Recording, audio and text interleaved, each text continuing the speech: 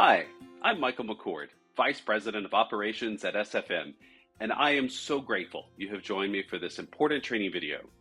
Thank you for taking this work so seriously.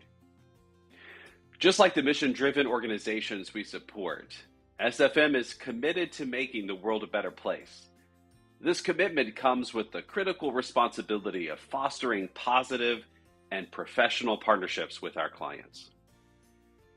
Thank you for your continued dedication to SFM and the communities we serve. Together, we're making a difference in the world.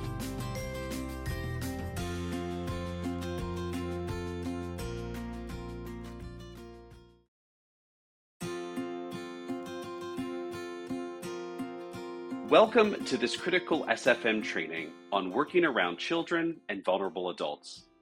Understanding and adhering to the responsibilities associated with these interactions is crucial for everyone at SFM and for the communities we serve. That's why compliance with our code of conduct is absolutely mandatory, and each individual's commitment to these standards is vital. Following these practices not only protects children and vulnerable adults, they also protect you, your colleagues, and our community partners. I've worked in faith-based education for over 25 years, and I've witnessed firsthand the devastating toll crossing these boundaries can have on someone's life and on their community. I've also seen how just the appearance of something can ruin careers and individuals' lives. I don't want this to happen to you, and I certainly don't want this to happen to any of our communities. And I don't want to put you in a position where you might harm others. Let's work together then to be sure that that doesn't happen to any of us or those we serve.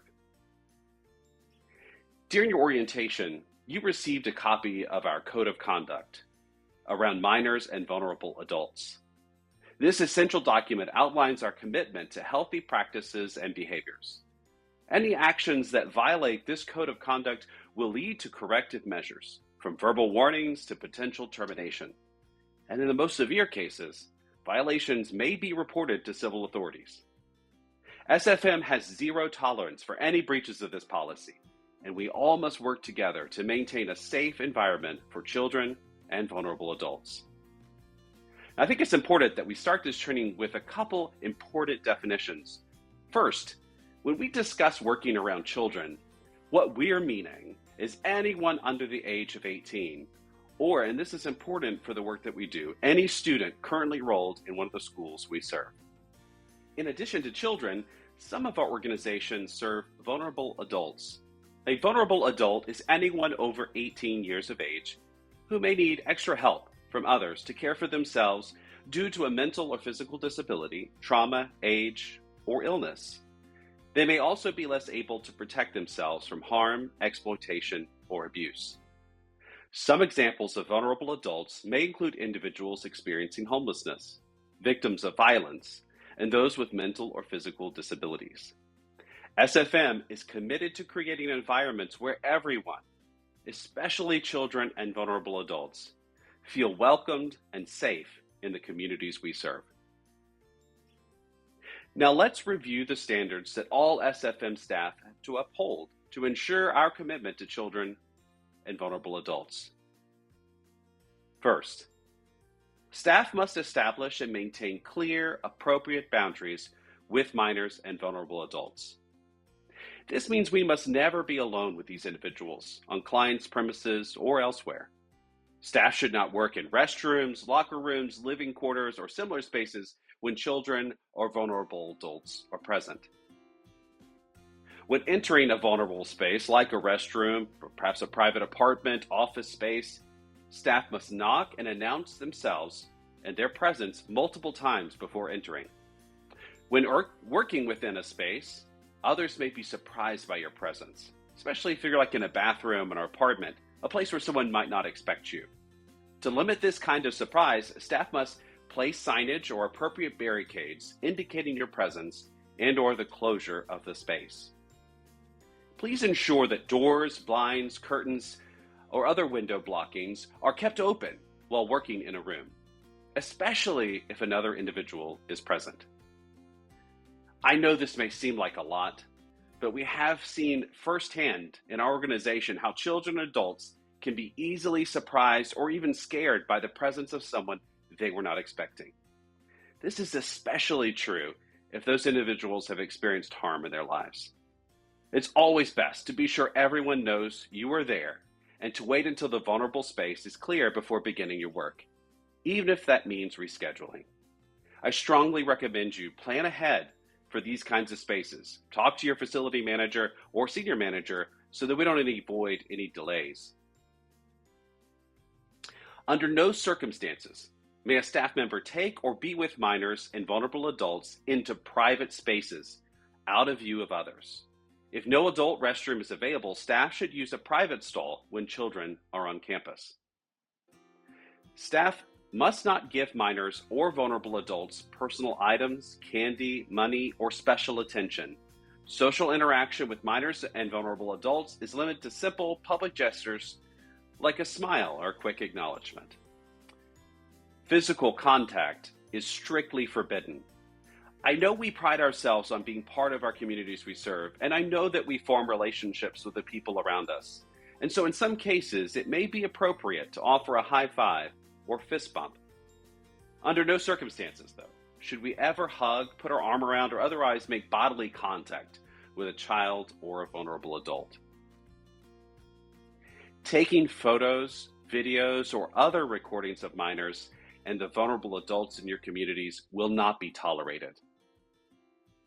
SFM employees are not allowed to teach, supervise, or direct minors and vulnerable adults unless SFM and the partner organization have granted specific authorization for you to do so. Staff must abstain from alcohol, illegal drugs, or the misuse of legal drugs while working.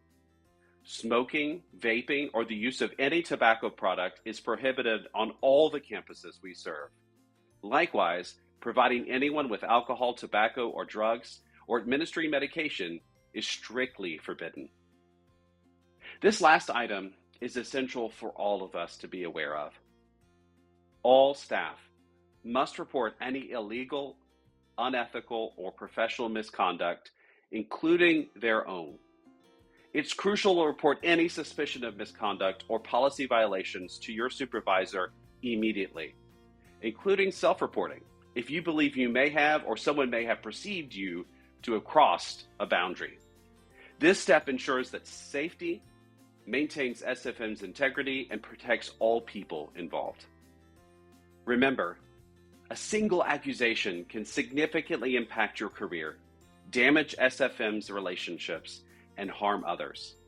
We provide the tools, policies, and training to safeguard you, our partners, and those we serve. Adhering to these practices and remaining vigilant is essential. It's important to remember that under Tennessee state law, everyone is considered a mandated reporter.